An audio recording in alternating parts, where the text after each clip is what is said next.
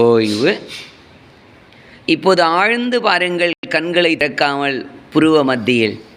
உள்ளே வெளியே தொடர்ந்து பயணித்த மூச்சு காற்றின் அழுத்தமானது புருவ மத்தியையும் தொண்டை குழியையும் இருதயத்தையும் முதுகு தூணையும் மூளை பகுதியும் உரசி முதுகிலும் மூளைக்குள்ள இருக்கிற 7 சக்கரங்களை விழிப்படைய வைத்து 7 உலகங்களும் தலைவனான அந்த ஈஸ்வரனின் தன்மையான ஜோதி சுரூபத்தை உங்களால் உணர முடிகிறதா? இது உங்கள் அனுபவம், உங்கள் வாழ்க்கை, உங்கள் பயணம்.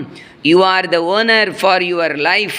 Just watching your third eye, really you will get the taste, you will get the experience. Just watching.